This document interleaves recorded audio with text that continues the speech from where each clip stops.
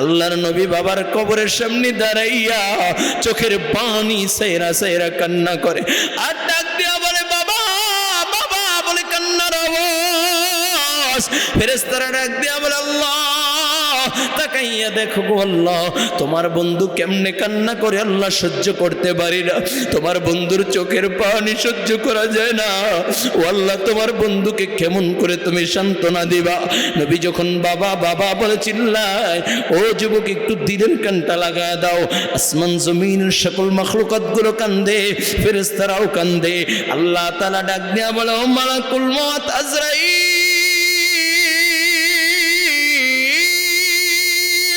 যা যা আমার বন্ধুর সামনে দিয়া তার বাবার কবর তার মার জানটাকে কবজ করে নিয়ে আয়। যেই মাত্র আল্লাহ তাআলা অনুমতি দেয় সকল ফেরেশতারা কান্দার ডাক দিয়া বলে আল্লাহ তোমার বন্ধু সহ্য করতে পারবে না গো আল্লাহ, ও আল্লাহ তোমার বন্ধু সহ্য করতে পারবে না, এত কঠিন সিদ্ধান্ত নিও না গো আল্লাহ।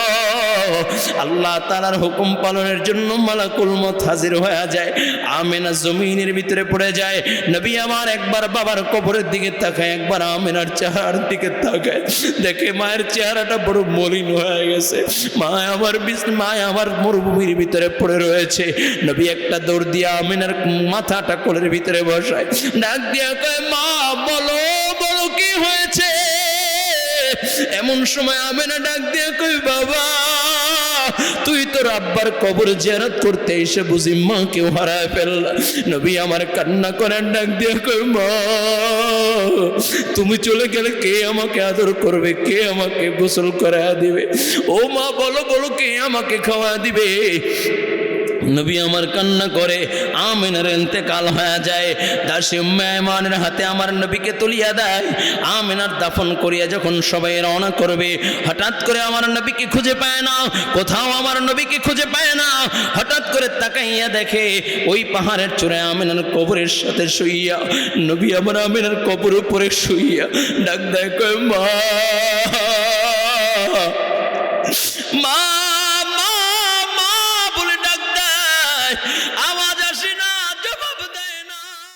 এই জন্য নবী আমার বলেন ইমরাতুস সুফাহা, অযোগ্য লোক নেতৃত্ব স্থানে বসবে। নবী বলেন যখন তোমরা দেখবা সমাজের ভিতরে অযোগ্য লোক নেতা হয়েছে, চেয়ারম্যানের চেয়ারে বসেছি, মেম্বারের চেয়ারে বসেছি, এমপির চেয়ারে বসেছি, মন্ত্রীর চেয়ারে বসেছি, প্রধানমন্ত্রীর চেয়ারে বসেছি, প্রেসিডেন্টের চেয়ারে বসেছি, তখন মনে করবা সমাজের জায়গাটা তোমার জন্য নিরাপদ নয়। অযোগ্য লোক যখন নেতা হবে, যোগ্যতাবান ব্যক্তি, সুশীল ব্যক্তি, ভালো মানুষগুলো সমাজের ভিতরে লাঞ্ছিত হবে, ঠিক কিনা? 17টা বছর তাকাইয়া দেখেছি ফ্যাসিস্ট সরকারের আমলে নাট্যকি গায়ক গায়িকা সংসদে কথা বলতো, আল্লাহর কোরআন বলনেওয়ালা মানুষগুলো জেলখানায় থাকতো, ঠিক কিনা? ও কলেজের যুবক কেমনে বুঝাইনি বুঝবা? নবী বলেন 1 নম্বর ইমরাতুস সুফাহা, অযোগ্য লোক নেতা হবে। 2 নম্বর ওয়া কাসরাতুশ শুরাত, প্রশাসন বেশি হবে, প্রশাসন বেশি হবে, পুলিশ বেশি হবে। কয় যাদেরকে অপরাধ দমন করার জন্য সৃষ্টি করা হবে, অপরাধ দমন করার জন্য বানানো হবে, তাদের ছত্রছায়ায় অপরাধ হবে, ঠিক কিনা? তাকাইয়া দেখলাম নিরপরাধ মানুষগুলো হাতে হ্যান্ডকাপ লাগাইয়া, ওলামায়ে কেরামের হাতে হ্যান্ডকাপ লাগাইয়া জেলখানায় বন্দি করে রাখছে। আর চোর বাটপার গুলোকে যখন এখন আদালতে উঠায়, হ্যান্ডকাপ না, হাসি হাসি দিয়া আদালতে উঠায়, ঠিক কিনা? ওয়া কাসরাতুশ শুরাত, নবী বলেন প্রশাসন বেশি হবে। যাদেরকে নিরাপত্তা দেওয়ার জন্য তৈরি করা হবে, তারাই তাদের ছত্রছায়ায় নিরাপদ, তাদের ছত্রছায়ায় অপরাধ বেড়ে যাবে। ওয়া বাইআল হুকমি, নবী বলেন বিচার বেচা কিনার আমল চলে আসবে। তাকাইয়া দেখলাম এখন টাকার বিনিময়ে বিচার বেচা কিনার আমল হয়। বলে 5ই আগস্টের পরে জালেম স্বৈরাচার শাসক যারা টাকার বিনিময়ে বর্ডার পার হয়ে গেছে, ঠিক কিনা? যারা বলেন আমার কথা না, নবী কয়ে গেছে নাকি ভুল বললাম? আনালে প্রত্যেকটা জালেমকে যদি রাস্তার মোড়ে মোড়ে দাঁড়া করায় যদি বিচার করা হতো, এখন 5ই আগস্টের পরে আর কোনো টেন্ডারবাজি হতো না, চাঁদাবাজি হতো না, সন্ত্রাসী হতো না, আমার কোনো বন্দরশীতি হতো না, ঠিক কিনা? নাকি ভুল বললাম? যুবক ভুল হইলে কইও, যদি 5ই আগস্টের পরে জালেমদের বিচার হতো তাহলে আর কোনো বোন দর্শিত হতো না, ঠিক কিনা জোরে বলেন? স্বামীর সামনে স্বামীকে বেঁধে রেখে স্ত্রীকে উলঙ্গ করে ধর্ষণ করার সাহস পেত না, ঠিক কিনা জোরে বলেন? নাকি ভুল বললাম? এই জন্য নবী বলেন 3 নাম্বার বিচার বেচাকেনা আমল চলে আসবে। ওয়াবাইআল হুকমি ওয়াল ইস্তিগফাফাম বিদ্দামে। নবী বলেন রক্তের দাম থাকবে না, রক্তের দাম থাকবে না। তাকাইয়া দেখলাম মুসলমানদের রক্তের দাম নাই, ঠিক কিনা যারা বলেন? কুত্তা মরলে বিচার হয়, শুকার মরলে বিচার হয়, পশু পাখি মরলে বিচার হয়, কিন্তু মানুষ মারে বিচার নাই, ঠিক কিনা যারা বলেন? এরে কলেজার যুবক, দুঃখকারী কই কলেজা ফেটে যায়। সুদানের মুসলমানের দিকে তাকাইয়া দেখো, নিরপরাধ মুসলমানগুলোকে কেমনে টুকরা টুকরা করে শহীদ করে দেওয়া হচ্ছে, ঠিক কিনা জোরে বলেন? গাজার মুসলমানদেরকে কেমনে শহীদ করা হচ্ছে, আরাকানের মুসলমানদেরকে কেমনে শহীদ করা হচ্ছে। মানবাধিকার পরিষদ কোনো কথা বলে না, জাতিসংঘ কোনো কথা বলে না, অথচ 92% মুসলমানের দেশে যেখানে মুসলমানরা নিরপরাধ আছে সেখানে তারা অফিস করে, কিন্তু গাজার মুসলমানদের পক্ষে কথা কয় না, ঠিক কিনা? নবী বলেন রক্তের কোনো দাম থাকবে না। ও কলেজের যুবক, তাকাইয়া দেখলাম রক্তের কোনো দাম নাই, মুসলমানের রক্তের দাম নাই, ঠিক কিনা যারা বলেন? ও কলেজের যুবক, কেমনে বুঝাইলে বুঝবেন? এখন আসেন আমি আমার মূল কথায় আসি না। আল্লাহ তাআলা বলেন 1 নাম্বার, আল্লাহ পাক রব্বুল আলামিন বলেন ইন্নাল্লাহা ইয়া'মুরু বিল আদল। আল্লাহ কয় ইনসাফগার হয়ে যাও। কয় ইনসাফ প্রতিষ্ঠা করলে কি লাভ? নবী আমার বলেন কাল কিয়ামতের ময়দানে যখন আহকামুল হাকিমিন আল্লাহ বিচার আসনে বসিয়া যাবে, সূর্যটা মুড়ুম হাত বা 1 বিঘাত উপরে চলে আসবে, সূর্যটা 12 বা সূর্য তার মুড়ুম হাত উপরে চলে আসবে, 12টা মুখ দিয়ে তাপ দিতে থাকবে।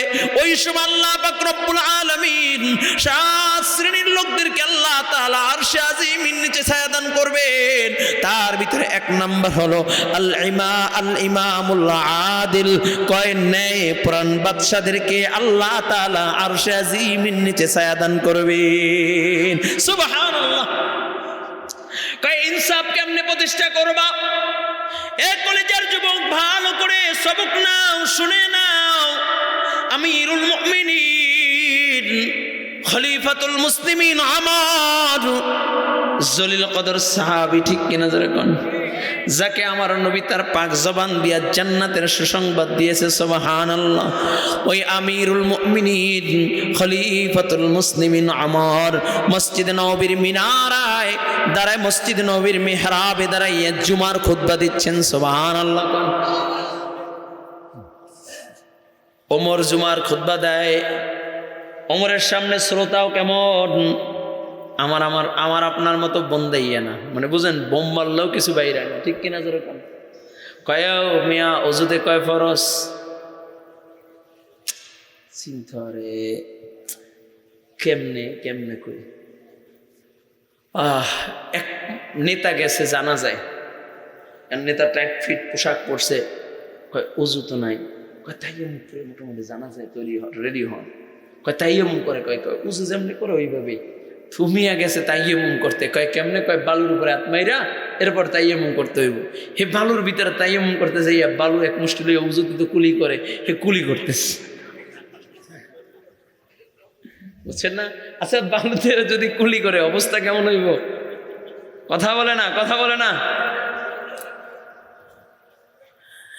আমিরুল মুমিনিন আমার জুমার খুতবা দেয়।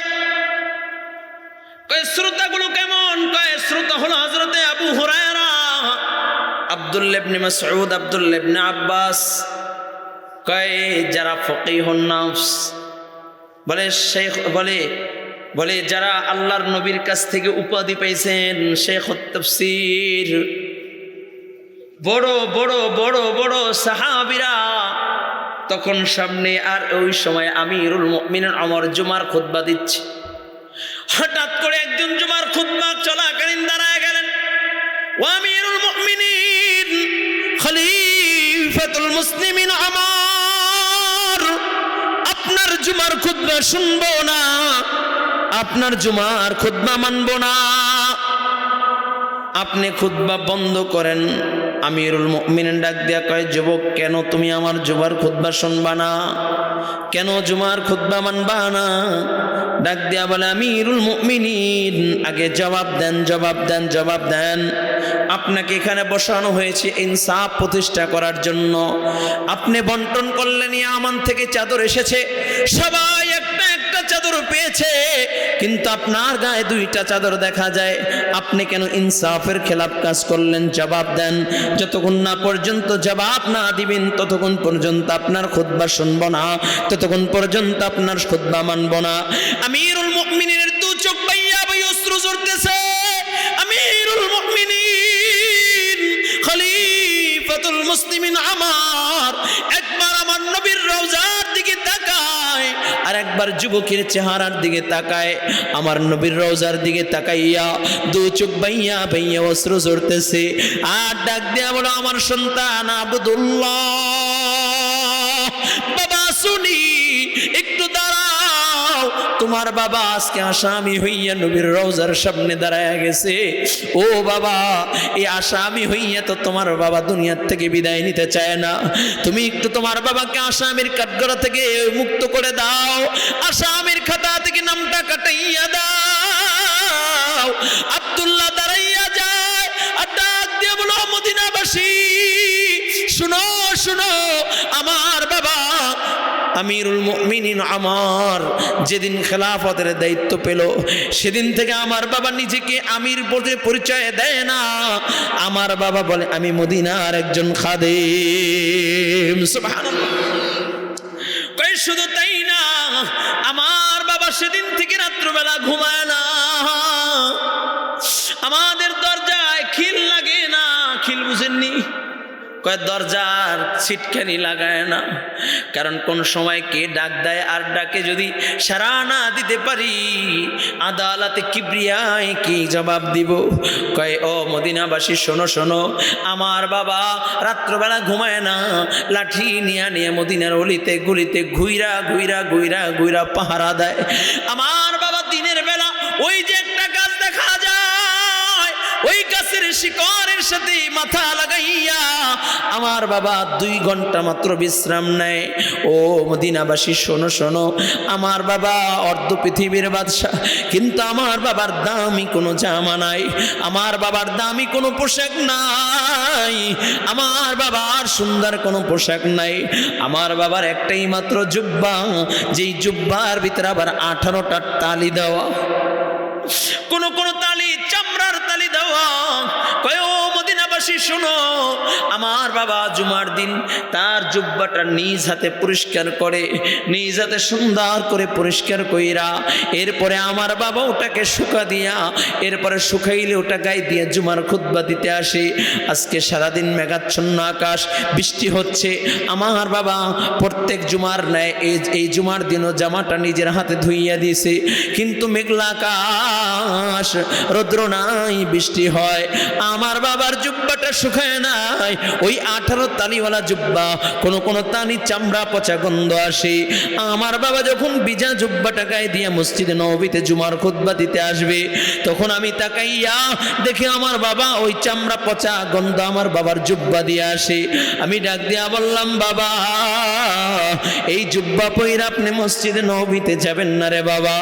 ও বাবা, আপনার একটা ইয়ামানি চাদর আছে, আমি আব্দুল্লাহ জনগণ হিসেবে একটা ইয়ামানি চাদর পেয়েছি, আমি আমার চাদরটা আপনাকে দিলাম, আপনি ও চাদরটাকে পরিধান কইরা আপনারটা গায়ে দিয়া এরপরে আপনি জুমার খুতবা দিতে যাবেন। ও মদিনাবাসী, আমার বাবা আমানতের খেয়ানত করে নাই, আমার বাবা জালেম না, জালেম না। আমি আব্দুল্লাহ আমার গায়ে আমার অংশের যে চাদর, এই চাদরটাই কাপড়টা আমি আমার বাবাকে দিয়া দিয়েছি। যুবকটা দাঁড়াইয়া বলে, আমিরুল মুমিনিন, ও খলিফাতুল মুসলিমিন, ভুল বুঝেছি, আজ থেকে শুধু আপনার খুতবা মানবো তা নয়, আপনার খুতবা শুনবো তা নয়। ও আমিরুল মুমিনিন, খলিফাতুল মুসলিমিন, আজ থেকে আপনার আঙ্গুলের ইশারায় আমি যুবক আমার জীবনটা দিয়া দিব। সুবহানাল্লাহ। এই জন্য আমি বলতে চাই, যারা নেতা হইতে চাও, কোরআনের আদর্শ দিয়া, নবীর আদর্শ দেশে দেশ পরিচালনা করো, বডিগার্ড লাগবে না, প্রোটেকশন লাগবে না, জনগণ তোমার প্রোটেকশন হয়ে যাবে, ঠিক কিনা? নাকি ভুল বললাম? আল্লাহ তাআলা সেই কথাই বলেন। এক নাম্বার আল্লাহ তাআলা বলেন ইনসাফগার হয়ে যাও, ন্যায়পরায়ণ হয়ে যাও, ইনসাফ প্রতিষ্ঠা করো। দুই নাম্বার আল্লাহ তাআলা বলে ইহসান, আল্লাহ তাআলা বলেন তোমরা সৎ আচরণ করো, ভালো ব্যবহার করো, তোমরা ভালো ব্যবহার করো। কয় ভালো ব্যবহার কি? পয়গম্বর আরবি সাল্লাল্লাহু আলাইহি ওয়াসাল্লাম বলেন এক মুসলমান যদি অপর মুসলমানের সাথে ভালো ব্যবহার করে, আল্লাহ পাক রব্বুল আলামিন সারা রাত দাঁড়াইয়া নফল ইবাদত করলে যে সওয়াব হইতো, সম পরিমাণে সওয়াব আল্লাহ তাআলা তার আমলনামায় দিয়া দেয়। সুবহানাল্লাহ।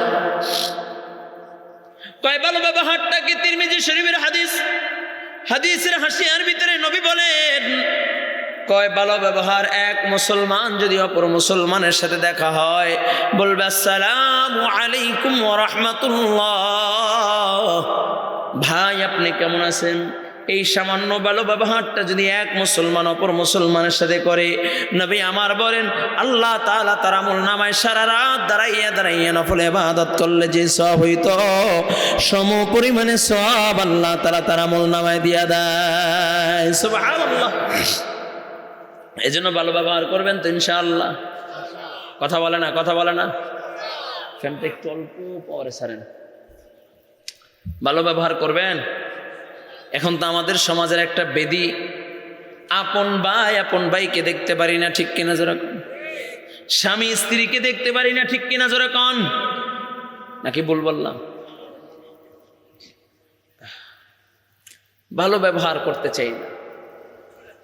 আম্মাজান আয়েশা সিদ্দিকা রাদিয়াল্লাহু তাআলা আনহা বলেন ও দুনিয়ার মানুষ, নবী আমার সাথে কেমন আচরণ করতো? কয় নবী যখন ঘরে আসবে তখন আমি আয়েশা নবীকে আগে সালাম দেওয়ার জন্য দরজার আড়ালে লুকায়া থাকতাম। নবী প্রবেশ করবে আর আমি নবীকে সালাম দিব, কিন্তু কোনোদিন আমি নবীকে আগে সালাম দিতে পারি নাই। সুবহানাল্লাহ। শুধু তাই না, নবীর খাদেম ছিলেন হযরতে আনাস রাদিয়াল্লাহু তাআলা আনহু। 10 বছর আবার নবীর খেদমত করেছেন। আনাসকে প্রশ্ন করা হলো নবীর আদর্শ কেমন, নবীর চরিত্র কেমন? আনাস বলেন নবীর চরিত্র কেমন জানুনি? আমি 10 বছর নবীর খেদমতে ছিলাম, আমি নবীর খেদমত করেছি, জীবনে কোনোদিন আমার নবী আমাকে কোনো কাজের আদেশ করেন নাই। সুবহানাল্লাহ। বাড়িতে যাই কইেন। শুধু তাই না, আমি যদি কোনো কাজ উল্টা করে ফেলি, কাজ করতে গিয়ে আমার ভুল হয়েছে, নবী কখনো ধমক দেয় নাই কাজটা কেন তুমি এরকম করলা। এটা ছিল আমার নবীর ব্যবহার করে। শুধু তাই না, আমার নবীর ব্যবহার কেমন জানোনি? একদিন এক কাফেরের কাছ থেকে আমার নবী কিছু কর্জ নিয়েছিলেন, কিছু ধার নিয়েছিলেন, কিছু খেজুর ধার নিয়েছিলেন। ডেট হলো অমুক তারিখে আল্লাহর নবী তার কর্জ পরিশোধ করে দিবে, বা দিনার দিরহাম আল্লাহর নবী তার নিয়েছিলেন, তাকে ধার পরিশোধ করে দিব অমুক তারিখে। কিন্তু তারিখ আসার আগেই আল্লাহর নবীর ঘরের দরজার সামনে বেঈমান হাজির হয়ে গেছে। ডাক দেয়া বলে মুহাম্মদ আমার টাকা তুমি পরিশোধ করে দাও, আমার টাকা আমাকে পরিশোধ করে দাও। কিন্তু নবী তার টাকা টাইম আসার আগেই পরিশোধ করে দিয়েছিলেন। নবী ডাক দিয়া কয় আমি তো তোমার টাকা, তোমার দিরহাম আমি পরিশোধ করে দিয়েছি।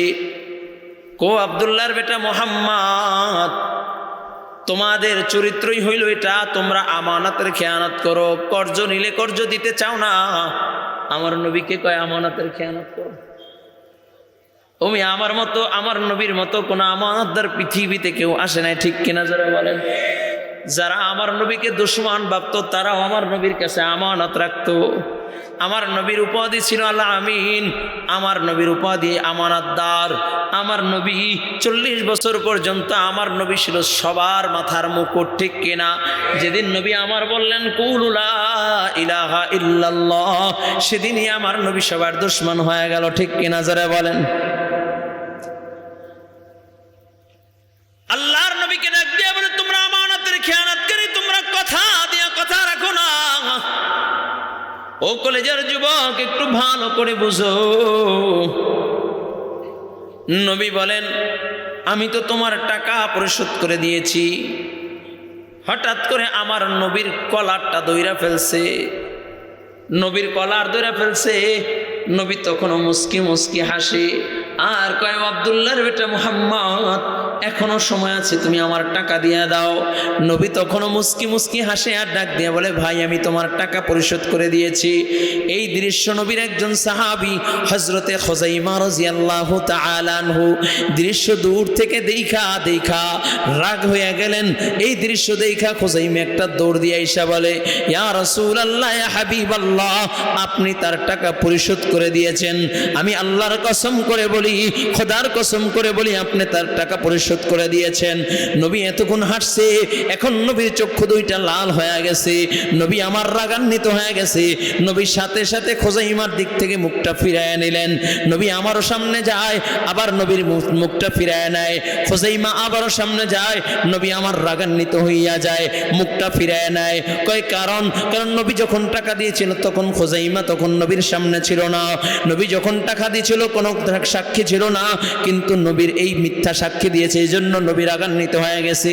তাও আল্লাহর নামের শপথ করে বলেছে, নবী আপনি টাকা দিয়ে দিয়েছেন। যেহেতু নবী যখন টাকা দিয়েছিল তখন খুযাইমা সামনে ছিল না, এই জন্য নবী বড় রাগান্বিত হয়ে গেলেন, নবী বড় গোসা হয়ে গেলেন, খুযাইমার দিক থেকে মুখ ফিরায় নেয়।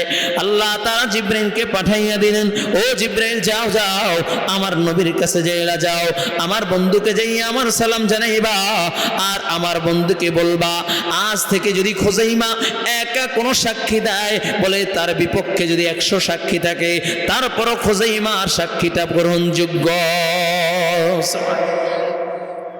নবী এই কথা শুই না খুযাইমার দিক তাকাইয়া ডাক দিয়া বলে, খুযাইমা, আমি তাকে টাকা দিয়েছি, তার কোনো প্রমাণ নাই, আমি তাকে টাকা দিয়েছি, তার কোনো সাক্ষী নাই, তুমি মিথ্যা সাক্ষী দিলা, আল্লাহর নামের শপথ করে সাক্ষী দিলা। এরপর আল্লাহ তাআলা তোমার সাক্ষীকে গ্রহণ করে নিলেন। শুধু তাই না, তোমার ব্যাপারে আল্লাহ তাআলা ঘোষণা করে দিলেন, আজ থেকে তুমি কোনো একা কোনো সাক্ষী দিলে সেটাও গ্রহণযোগ্য হয়ে যাবে। কারণ কি, খুযাইমা চোখের পানি ছেড়ে বলি, ইয়া রাসূলুল্লাহ, ইয়া হাবিবাল্লাহ, ওগো নবী, আমি আমার বাবার ধর্ম ছাইরা, আমি আমার মায়ের ধর্ম ছাইরা আপনার কথা শুই না বিশ্বাস কইরা নিছি। আপনি বলেছেন এক আল্লাহ, জীবনে দেখি নাই আমি এক আল্লাহর উপর ঈমান আনলাম।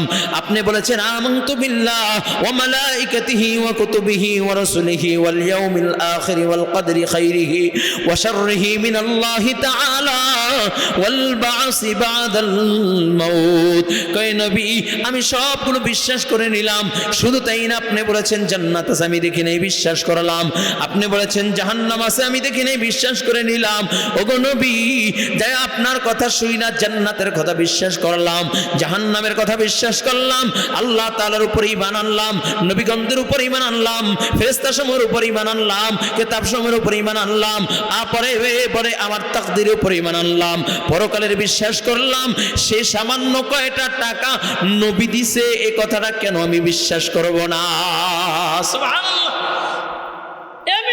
মূল কথা যেটা আমি বুঝাইতে চাই, নবীর কলার ধরে নবী তখন হাসে, নবী পাল্টা আঘাত দেয় না।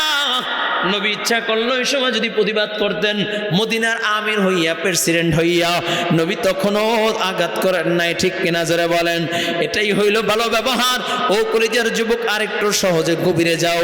নবীর সাহাবীরা বলে, নবী যখন মক্কা থেকে হিজরত করে মদিনায় আসছেন, নবী মক্কা থেকে হিজরত করে মদিনায় আসছেন, আনসার সাহাবী যারা আছে, মদিনার সাহাবীরা যারা আছে, নবীর সাথে যে সমস্ত সাহাবীরা আসলেন, নবী বললেন, আজ থেকে তোমরা একে অপরের ভাই। আল মুসলিম আখুল মুসলিম, মুসলমান মুসলমানের ভাই। ও কলিজার যুবক, ভালো করে বুঝো, এক সাহাবী যার 2 জন বিবি, একজন তালাক দিয়ে আর একজন ভাইকে বিবাহ পড়াইয়া দিয়েছে, যার 2 তলা বাড়ি, এক তলা এক ভাইকে ছেড়ে দিলেন, আর এক তলা আর এক ভাই গ্রহণ করলেন, যার 2টা বাড়ি, একটা নিজে গ্রহণ করলেন, আর একটা তার ভাইকে দিয়ে দিলেন। জীবনে কোনোদিন দেখা নাই, রক্তের কোনো সম্পর্ক নাই, নবী শুধু বলেছে আল মুসলিম আখুল মুসলিম, মুসলমান মুসলমানের ভাই।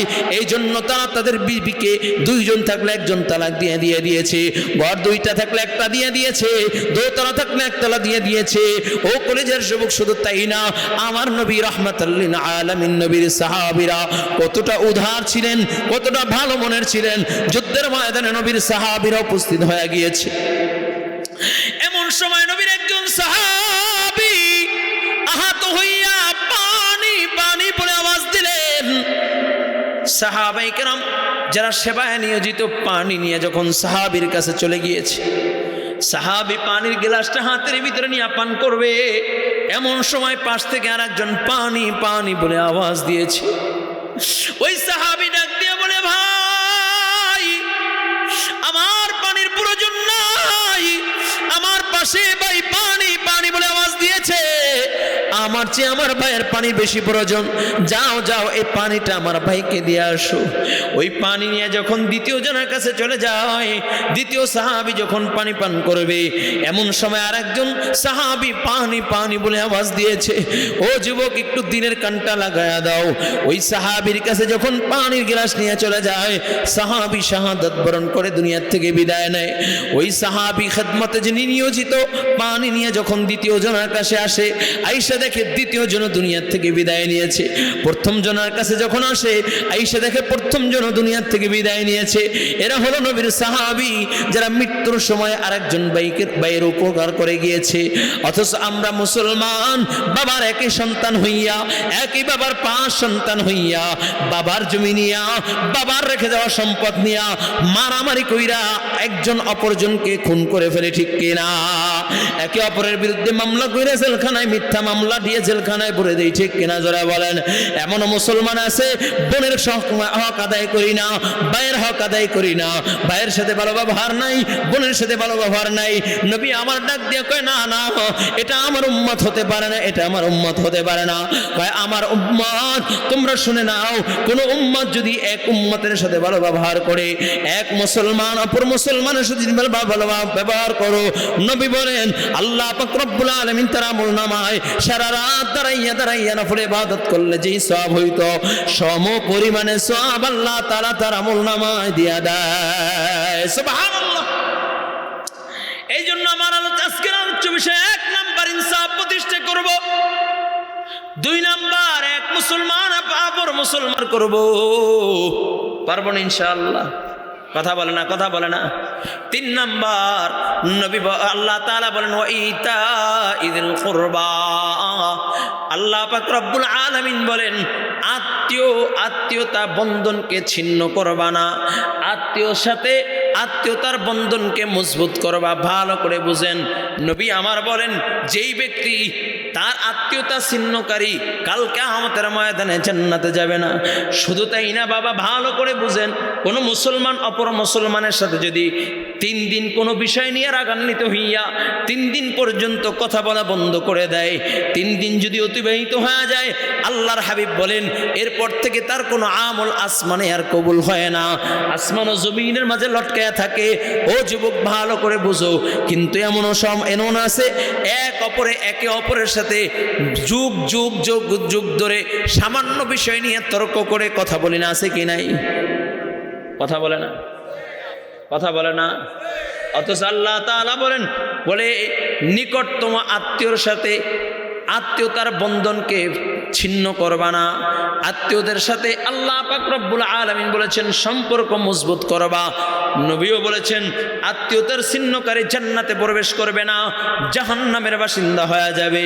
ও আমার বাবাজির, আমার বন্ধুরা, একটু ভালো করে বুঝো, বুঝাইবার জন্য বলছি। হাতেম তাই নাম শুনছেন?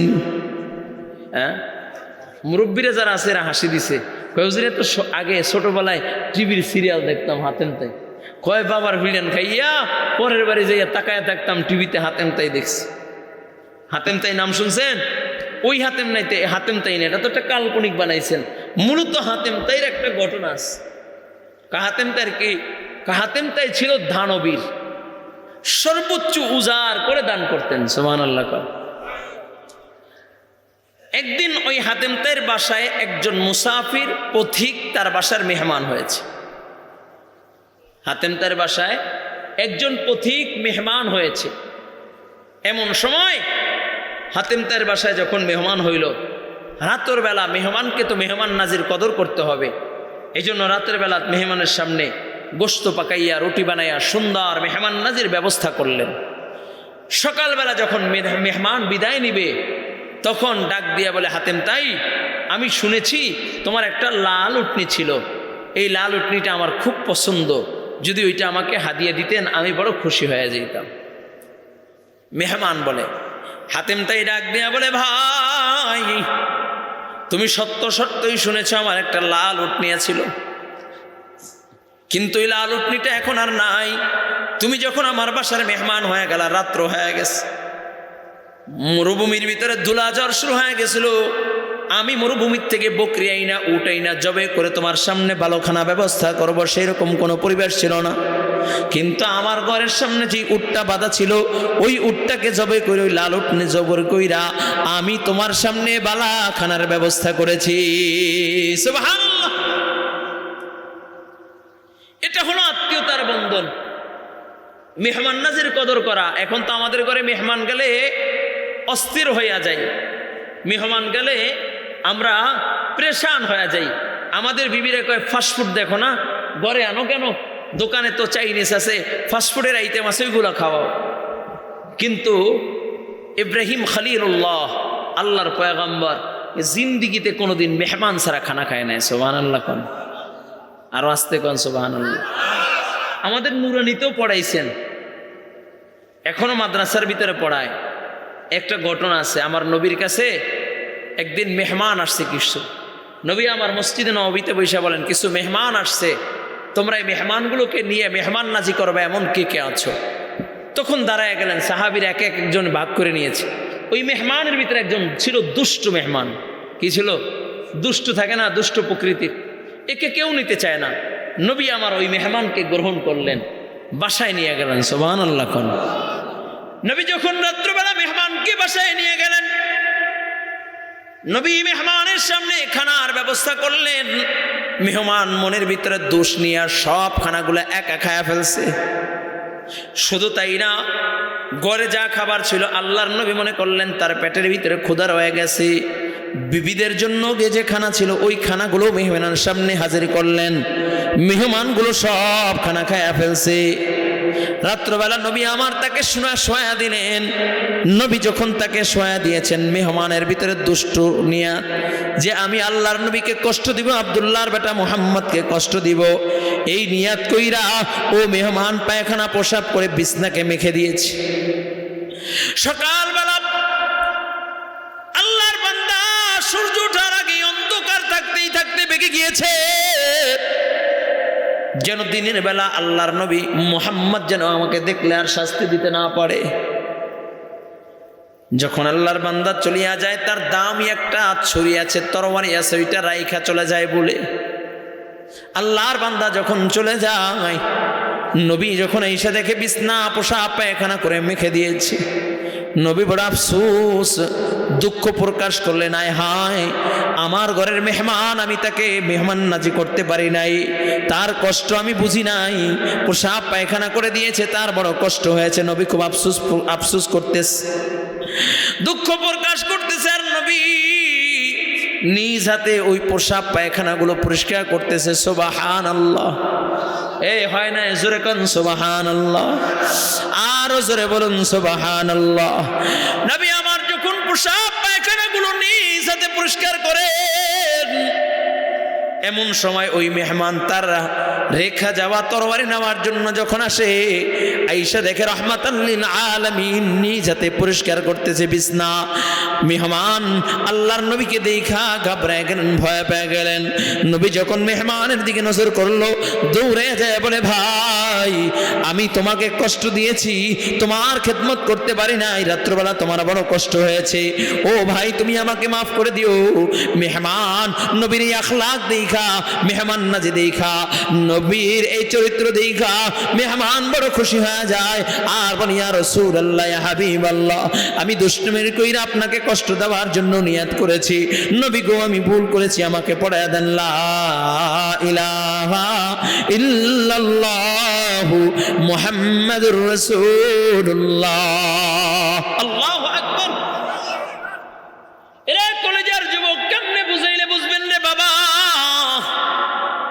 আমার নবীর ব্যবহারটা ছিল বড় অমায়িক ব্যবহার, আর আমাদের ব্যবহার কর্কশ, ঠিক কিনা জোরে বলেন?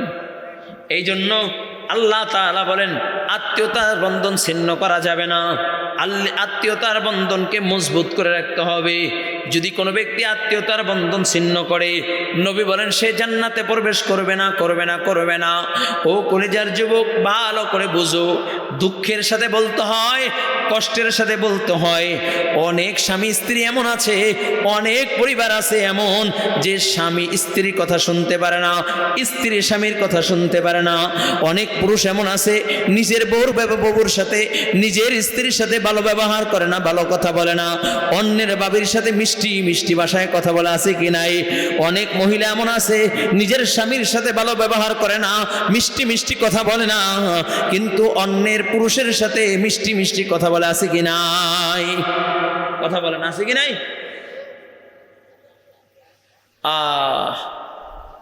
কেমনে বুঝাইলে বুঝবেন? আপনি রাগ করতেছেন? কই হুজুর ইউটিউবে দেখলাম কি টানের বয়ান করতেছেন, কিন্তু আমি কিছু বাস্তবমুখী কথা বলতেছি। এরকম কিছু হচ্ছে। তো এই কয়েকদিন আগে এক এসপি আমাকে ফোন দিয়েছে, এক পুলিশের এসপি,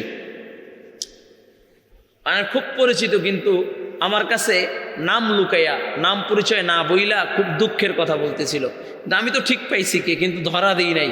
আল্লাহর বান্দা কয় হুজুর আমি আপনার বয়ান শুনি নিয়মিত, আপনাকে বড় মোহাব্বত করি, ভালোবাসি, কিন্তু খুব জটিল এক বিষয়ে ভুগতেছি। কি? হুজুর আমার স্ত্রী আজকে 9টা বছর সংসার করতেছি, কিন্তু শান্তি নাই, খুব অশান্তির ভিতরে আছি। আমি কই যেমন? কয় আমার বিবি অন্যের পুরুষের সাথে কথা বলে কন্টিনিউ, আমাকে দু চোখ দিয়েই দেখতে পারে না, দু চোখ দিয়ে দেখতে পারে না। আমাকে মনে হয় আমি তার চোখের কাঁটা। আমি যতক্ষণ বাহিরে থাকি ততক্ষণ ভালো থাকি, ঘরে আসলে অশান্তি শুরু হয়ে যায়। আমার বিবি শুধু তাই না, কথা বলে পর্যন্তই ক্ষান্ত না। কয় আমার অনুপস্থিতিতে অন্য পুরুষদের সাথে ঘুরতে যায়, অন্য পুরুষদের সাথে বেড়াইতে যায়। এমন মহামারী আছে কি নাই? সমাজের ভিতরে আছে কি নাই? এই রোগ থেকে বাহির করতে হলে, এই রোগ থেকে বাইর হইতে চাইলে আল্লাহর নবীর আদর্শর দরকার আছে কি নাই? কথা বলে না। আল্লাহর নবীর আদর্শ দরকার আছে কি নাই? অনেক যুবকরা এখন কয় হুজুর এই লেগেই তো আমরা আগের থেকে কথা বইলা সুন্দর টেরাই কইরা বাছাই কইরা তারপর আনি। কথা কয় না যুবকরা, এখন কথা কইব না। এই জন্যই তো আমরা 10 বছর 5 বছর প্রেম কইরা যাচাই কইরা আনি, যেন অশান্তি না হয়। ও যুবক, একটা বার চিন্তা করেছে, আল্লাহ কয় ওয়াল খাবিসুনা লিল খাবিসাত। তুমি মনে করছো বাছাই কইরা তারপরে তা আনতেছো। একটা বাস্তব মুখে একটা ঘটনা শুনাই। এক যুবক মেয়ে দেখতেছে, বিবাহ করবে। কি দেখতেছে? কথা বলে না, কথা বলে না, কষ্ট হইতেছে, শেষ করে দেই। এক যুবক মেয়ে দেখতেছে, বিবাহ করবে। এমন সময় বিবাহ করবে, সুন্দর দেখা শেখা কমপ্লিট, একটু ট্রাই করা লাগে না, কারে বিয়ে করতেছি, তার চরিত্র কেমন, ট্রাই করার জন্য কয় চলো আমরা একটু পার্কে ঘুরে আসি। কয় না না না, পার্কে যাওয়া যাবে না। কাহিরে আমাদের সাথে তো বিয়ে হইয়েই যাইবে, তুমি আমি দুইজন একে অপরের সাথে একটু পরিচিত হই, একে অপরকে আর একটু ভালোভাবে চিনি, চলো একটু পার্কে। তো পার্কে যায় যুবক আর যুবতী এক জায়গা হইলে যা হয়। তো পার্কে গেল, এখন যুবক দেখে এ তো আমার সাথে পার্কে আসতে পারছে, তাহলে আরো একজনের সাথে তো যাইতে পারে। কয় বাত। আর একজনকে গেল, তার সাথে ওইরকম পার্কে নিয়ে গেলেন, এটাও বাত। দেখতে দেখতে দেখতে দেখতে 9 জন পর্যন্ত এরকম পার্কে নিছে আর বাদ দিছে, পার্কে নিছে বাদ দিছে। 10 নম্বরে যাকে দেখতে গেলেন বিবাহর নিয়াতে, কথাবার্তা ফাইনাল, এখন বলে চলো একটু পার্কে যাই, একে অপরে ভালো করে চিনি, আমাদের ভিতরে একটু গভীর সম্পর্ক হোক, একে অপরকে ভালোভাবে চিনলে সংসার করতে সুবিধা হবে। ওই বান্দি কয় না আমি পার্কে যাব না। কয় না চলো, অনেক রিকোয়েস্ট, কয় না আমি বিবাহর আগে কারোর সাথে পার্কে যাব না। খুব এখন কয় না পাইছি মনের মতো একজন, যে আমার সাথে পার্কে যায় না, সে আরেকজনের সাথে যাইবনি।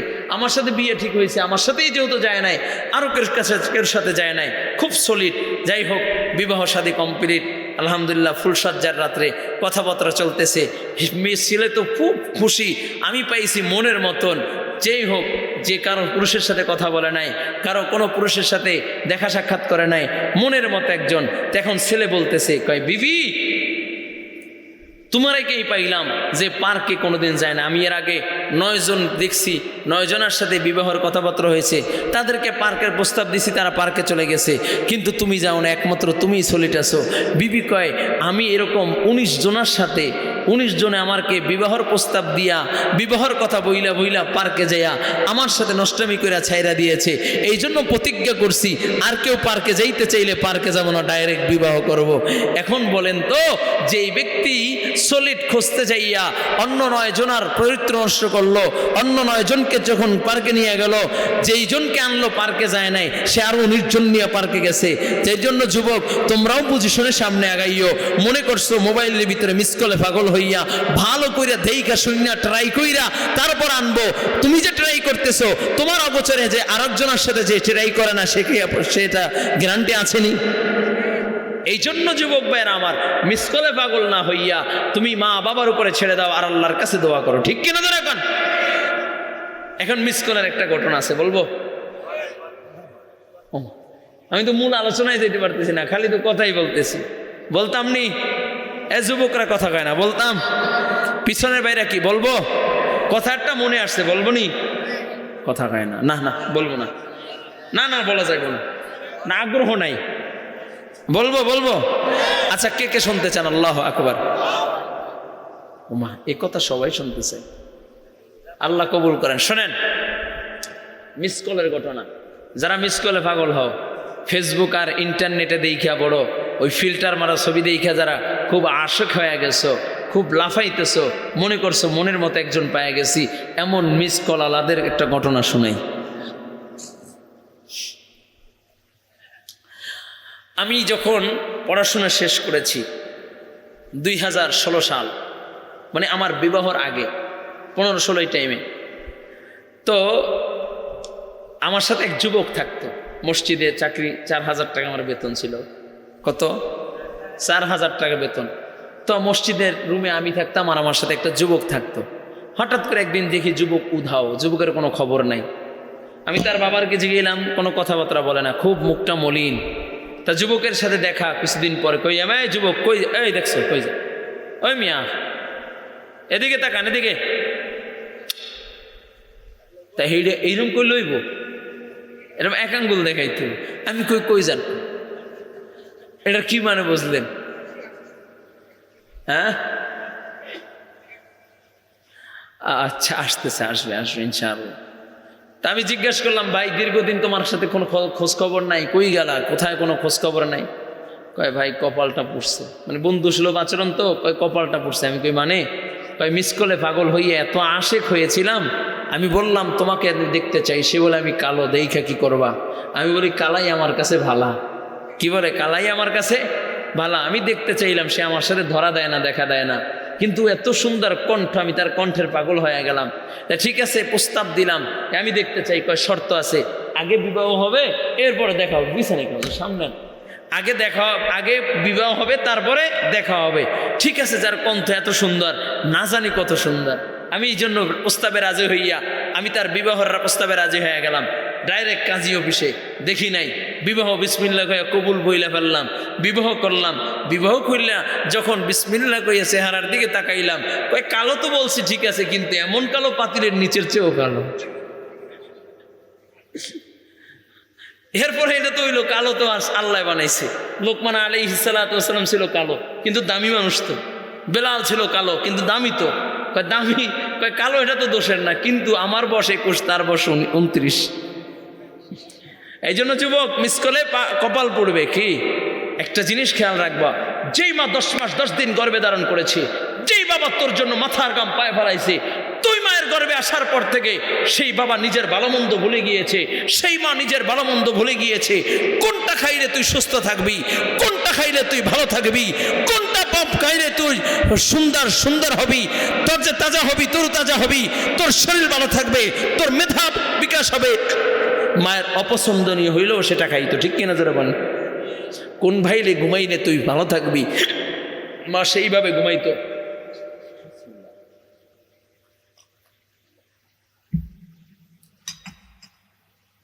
সেই মা যে 10 মাস 10 দিন গর্ভে রাইখা দুনিয়া আসার টাইমে বলে কলস কলস রক্ত ঝরাইছে, অজ্ঞান অবস্থায় পড়ে রয়েছে, আত্মচিৎকার, তোর কান্নার আওয়াজে মায়ের হুঁশ ফিরছে।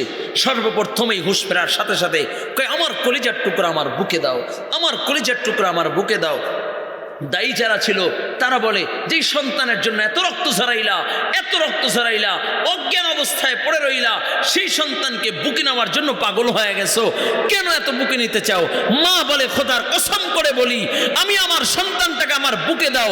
যেই মাত্র সন্তানকে বুকে দেয়, মা বলে, খোদার কসম করে বলি, 10 মাস 10 দিন গর্ভে ধারণ করেছি, যত কষ্ট হয়েছে, আমি আমার সন্তানকে বুকে নেবার সাথে সাথে সব ব্যথা বেদনা কষ্ট ক্লেশ মুহূর্তের ভিতরে ভুলে গিয়েছি। চিল্লায় কও আল্লাহু আকবার। এই কলিজার যুবক, যেই মা তুই হওয়ার সাথে সাথে তোর কান্নার আওয়াজে তার হুঁশ ফিরে, এখন চোখের পানি ফেলে কানবা, এখন তোড়া যাবে না। ওই দেখছি মিস কলে পাগল দিছে।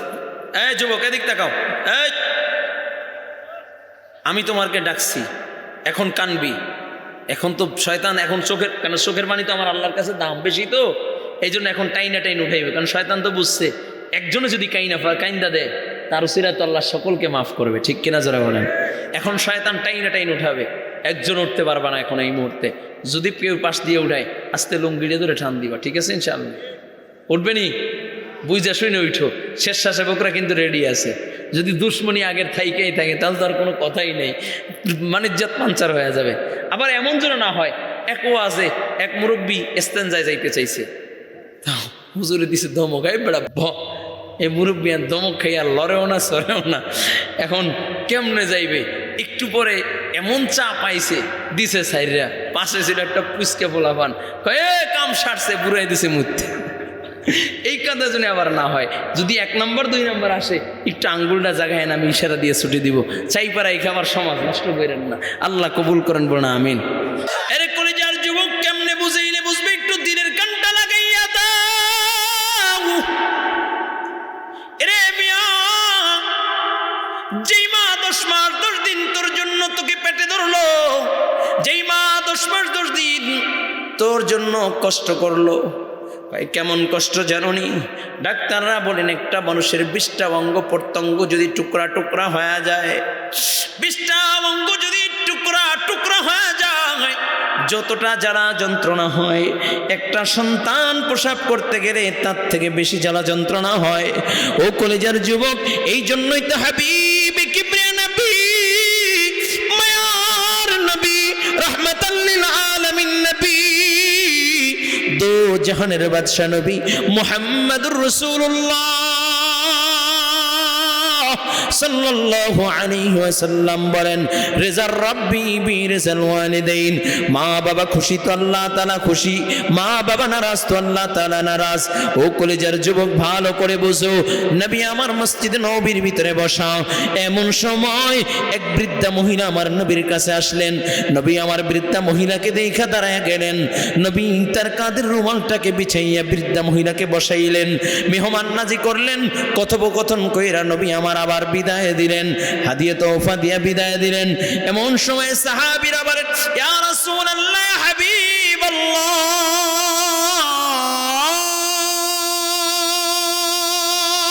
ওগো নবী, আপনি একটা বৃদ্ধা মহিলাকে দেখে দাঁড়ায় গেলেন, আপনার কাঁধের রুমালটাকে বিছাইয়া দিলেন। বুঝলাম না গো নবী, এই বৃদ্ধা মহিলাকে কি, তার নাম কি, পরিচয় কি, এমন সম্মান যার জন্য হাবিবে কিবরিয়া নবী তার কাঁধের রুমালটা বিছাইয়া দেয়?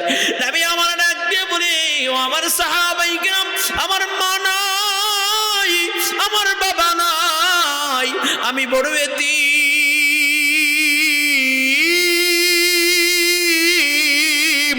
আমি জীবনে কোনোদিন বাবা বলিয়া ডাক দিতে পারি নাই। আমার যখন 6 বছর বয়স, আমার মাও দুনিয়ার থেকে বিদায় নিয়েছে। এই ময়দানে কোন কোন এতিম সন্তান আছো, আজকে ঘরে যাইয়া মা বলিয়া ডাক দিতে পারবা না, বাবা বলিয়া ডাক দিতে পারবা না, জিন্দগি ভর মার খেদমত করেছো, আর ওই মা দুঃখিনী অন্ধকার কবরে ঘুমায়, বাবা অন্ধকার কবরে ঘুমায়। ও কলেজার যুবক, এই ময়দানে এমন কোন আল্লাহর বান্দা আছো বড় এতিম, মা নাই বাবা নাই, হাত দুইটি একটু আমার মালিককে দেখাইয়া দাও। কে কে এতিম সন্তান আছো, আজকে আর ঘরে যাইয়া মা বলিয়া ডাক দিতে পারবা না, বাবা বলিয়া ডাক দিতে পারবা না, একটু দিলটাকে নরম করে দাও। ও কলিজার যুবক একটু তাকাইয়া দেখ, কত দাড়ি পাকা আমার বাবাজিগুলো মায়ের কথা স্মরণ করিয়ে চোখের কোনায় পানি চলে আসছে। এ কলিজার যুবক, মা এত বড় আপন, এই দুনিয়া যার মা নাই তার মতো হতভাগা কপাল পোড়ার কেউ নাই। এই দুনিয়ায় যার বাবা নাই তার মতো হতভাগা কপাল পোড়ার কেউ নাই। ওরে কলিজার যুবক একটু দিলের কানটা লাগাইয়া দাও। আমার নবী রাহমাতাল লিল আলামিন নবী বলেন, সাহাবায়ে কেরাম আমি বড় এতিম, আমার মা নাই আমার বাবা নাই। আমার নবী যখন 6 বছর বয়স, নবী আমার মক্কাতুল মুকাররমায় মাঠের কিনারায় মুখটা নবী আমার শুইয়া জমিনের সাথে মুখটা লাগাইয়া নবী আমার কান্না করতেছে, কান্না করতেছে। কান্নার আওয়াজ কে যেন ডাক দিয়ে বলে, আমেনা তাকাইয়া দেখ, তোর কলিজার টুকরা মুহাম্মদ কান্না করে। আমেনা একটা দৌড় দিয়ে এসে দেখে শিশু নবী মুহাম্মদুর রাসূলুল্লাহ মাটির ভিতরে শুইয়া শুইয়া নবী আবার কান্না করতেছে। আমেনা ডাক দিয়ে কয়, বাবা আয় আমার বুকে আয়। এরে বাবা কেন কান্না করতেছো, কিসের জন্য কান্না করতেছো? আমেনা ডাক দিয়া কয়, বাবা কে তোমাকে মেরেছে, কে তোমাকে বকা দিয়েছে বলো বলো। তোমার দাদা মক্কার চেয়ারম্যান, তার কাছে বহিলা তার বিচার করে দিব। নবী আমার ডাক দিয়া কয়, মা মক্কায় আমাকে কেউ আঘাত করে নাই, কেউ আমাকে মরে নাই, সবাই আমাকে ভালোবাসে। কয় বাবা তাহলে কেন কান্না করো? কয় মা তাকাইয়া দেখো, ওই যে ছোট ছোট বাচ্চাদেরকে তার বাবা আয়েশা নাম দইরা দইরা দইরা দইরা ডাইকা ডাইকা কোলে নয়, ঠোঁটে চুমু দেয়, মাথা কপালে চুমু দেয়। ও মা বলো বলো বলো, আমি মুহাম্মদকে কি আমার বাবা কোলে নিবে না? আমাকে কি আদর করবে না? আমাকে কি নাম দইরা ডাকবে না? আমার তো আমার বাবার কোলে উঠতে মনে চায়। যেই মাত্র এই কথা বলে আমেনা আল্লাহর নবীকে বুকের ভিতরে জড়াইয়া কান্না শুরু করে দিলেন। আর ডাক দিয়া কয়, বাবা হারানো ব্যথা বলে পুরনো ব্যথা দিলের ভিতরে আবার উঠাইয়া দিলা, পুরনো আগুন দাউ দাউ করে জ্বলাইয়া দিলা। আল্লাহর নবীকে কোলে কইরা আব্দুল মুতালিবের সামনে দাঁড়াইয়া গেলেন। নবীর দু চোখ বাইয়া বাইয়া অশ্রু ঝরে, আমেনাও কান্না করে। আব্দুল মুতালিব ডাক দিয়া কয়, মা আমেনা কেন কান্না করো? কয় আব্বা জান, কান্না করি আপনার সন্তান আপনার নাতির চেহারার দিকে তাকাই আর কান্না ধরে রাখতে পারলাম না। কয় আমার নাতির কি হয়েছে, কে আমার নাতিকে মেরেছে বলো বলো। ডাক দিয়া বলে, আব্বা জান আপনার নাতিকে কেউ আঘাত করে নাই, আপনার নাতি বাবার কথা স্মরণ করিয়া কান্দে। যদি একটু অনুমতি দিতেন আমি আপনার নাতিকে নিয়ে আব্দুল্লাহর কবরের সামনে দাঁড়াইয়া যাইতাম। আব্দুল মুতালিব 6 জনে একটা কাফেলা বানাইয়া আমার নবীকে মদিনার উদ্দেশ্যে রওনা করাইয়া দিলেন। 6 জনের কাফেলা নিয়ে যখন রওনা করে আবওয়া নামক স্থানে যখন চলিয়া যায়, আমেনা আব্দুল্লাহর কবরের সামনে দাঁড়া করাইয়া ডাক দিয়া কয়, মুহাম্মদ রে বাবা তাকাইয়া দেখ, এরে বাবা এইখানে তোর বাবা ঘুমায়, ডাক দে মন বইরা তোর বাবাকে ডাক দে। আল্লাহর নবী বাবার কবরের সামনে দাঁড়াইয়া চোখের পানি সাইরা সাইরা কান্না করে। আর ডাক দিয়া বলে, বাবা বাবা বলে কান্নার আওয়াজ। ফেরেশতারা ডাক দিয়া বলে, আল্লাহ তাকাইয়া দেখো গো আল্লাহ, তোমার বন্ধু কেমনে কান্না করে আল্লাহ সহ্য করতে পারি না, তোমার বন্ধুর চোখের পানি সহ্য করা যায় না। ও আল্লাহ তোমার বন্ধুকে কেমন করে তুমি সান্ত্বনা দিবা? নবী যখন বাবা বাবা বলে চিল্লায়, ও যুবক একটু দিলের কানটা লাগা দাও। আসমান জমিনের সকল মাখলুকাত গুলো কান্দে, ফেরেশতারাও কান্দে। আল্লাহ তাআলা ডাক দিয়া বলে, ও মালাকুল মউত আজরাইল, যা যা আমার বন্ধুর সামনে দিয়া তার বাবার কবর তার মার জানটাকে কবজ করে নিয়ে আয়। যেই মাত্র আল্লাহ তাআলা অনুমতি দেয়, সকল ফেরেশতারা কান্দার ডাক দিয়া বলে, আল্লাহ তোমার বন্ধু সহ্য করতে পারবে না গো আল্লাহ, ও আল্লাহ তোমার বন্ধু সহ্য করতে পারবে না, এত কঠিন সিদ্ধান্ত নিও না গো আল্লাহ। আল্লাহ তাআলার হুকুম পালনের জন্য মালাকুল মউত হাজির হয়ে যায়। আমেনা জমিনের ভিতরে পড়ে যায়। নবী আমার একবার বাবার কবরের দিকে তাকায়, একবার আমেনার চেহারার দিকে তাকায়, দেখে মায়ের চেহারাটা বড় মলিন হয়ে গেছে। মা আমার মরুভূমির ভিতরে পড়ে রয়েছে। নবী একটা দৌড় দিয়ে আমেনার মাথাটা কোলের ভিতরে বসায়, ডাক দিয়া কয় মা বলো বলো কি হয়েছে। এমন সময় আমেনা ডাক দিয়ে কই বাবা তুই তোর আব্বার কবর জিয়ারত করতে এসে বুঝি মা কেউ হারায় ফেললা। নবী আমার কান্না করে ডাক দিয়ে কই মা তুমি চলে গেলে কে আমাকে আদর করবে, কে আমাকে গোসল করায়া দিবে, ও মা বলো বলো কে আমাকে খাওয়া দিবে। নবী আমার কান্না করে। আমেনার ইন্তেকাল হয়ে যায়। দাসী উম্মে আইমানের হাতে আমার নবীকে তুলিয়া দেয়। আমেনার দাফন করিয়া যখন সবাই রওনা করবে, হঠাৎ করে আমার নবীকে খুঁজে পায় না, কোথাও আমার নবীকে খুঁজে পায় না।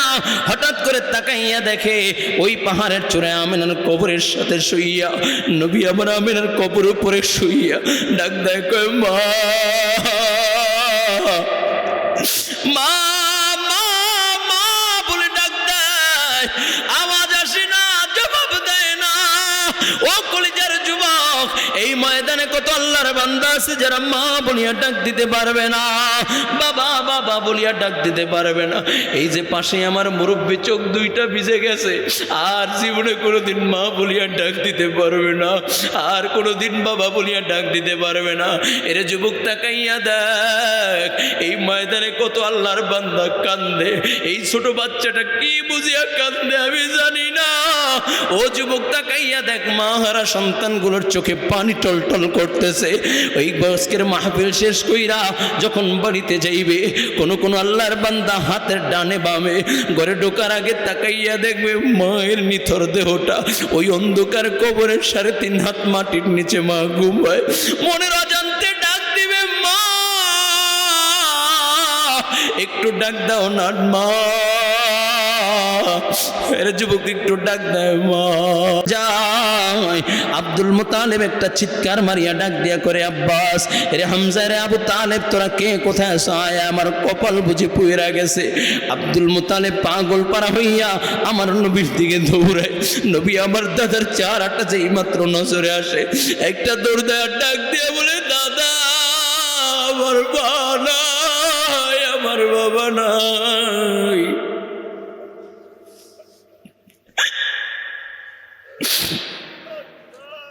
এরে দাদা আমি বড় এতিম,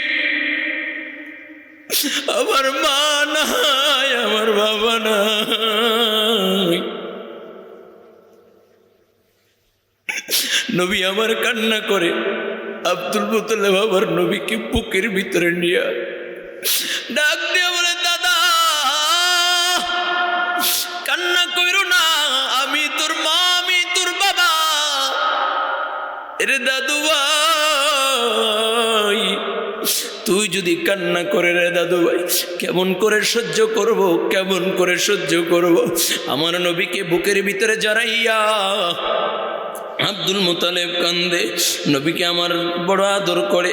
রাত্রবেলা যখন নবী আমার ঘুমায়, আব্দুল মুতালিব তার কাঁধের রুমাল দিয়ে নবীর পাওটা পোছাইয়া দেয়, মুছাইয়া দেয়।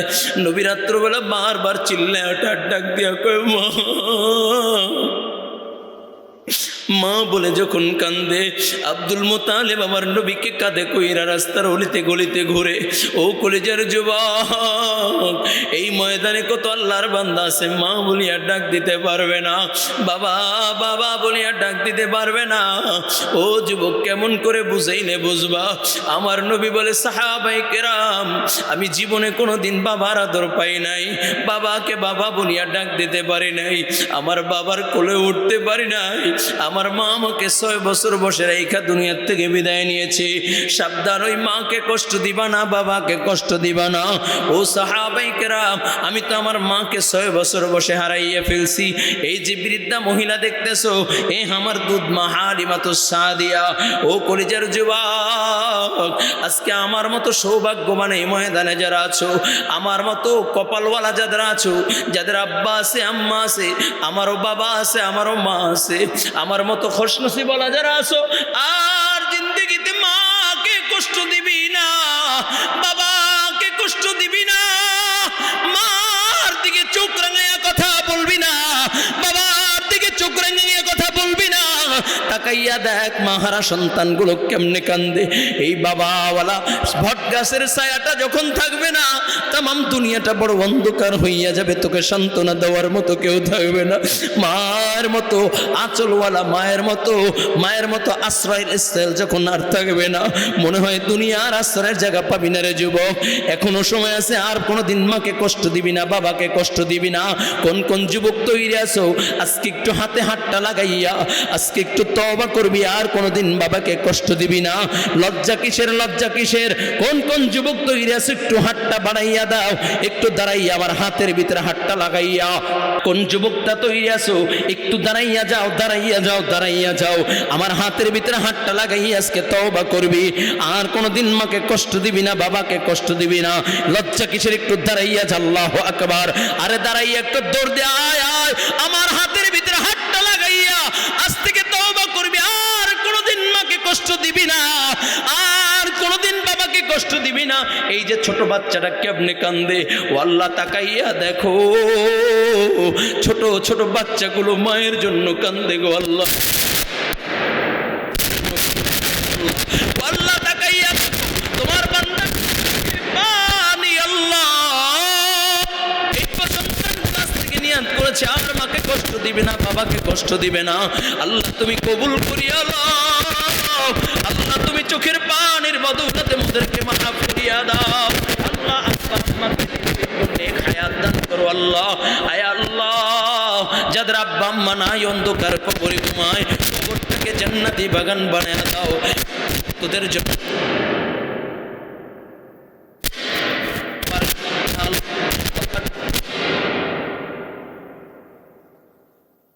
কথা বলবি না, কথা বলবি না,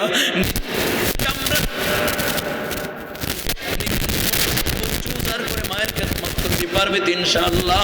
আল্লাহ তুমি কবুল করে নাও, আল্লাহ তুমি কবুল করে নাও, বলুন আমিন আমিন আমিন ইয়া রাব্বাল আলামিন। ও পরিচার যুবক, ও মুরব্বী বাবাজিরা, আজকে যারা এই ময়দানে উপস্থিত হয়েছো, আর কোনোদিন নামাজ ছাড়বা না, বেপরদায় চলবা না, পরনিন্দা করবা না, মা বাবাকে কষ্ট দিবা না।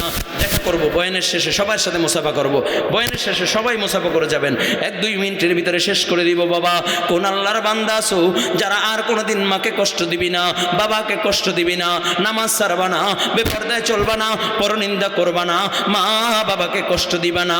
তওবা করতে যদি মনে চায়, তওবা করতে যদি মনে চায়, আল্লাহর নেক বান্দাদের কাতারে যদি নাম উঠাইতে মনে চায়, তওবার নিয়তে 2টা হাত আমার আল্লাহকে দেখাইয়া দাও।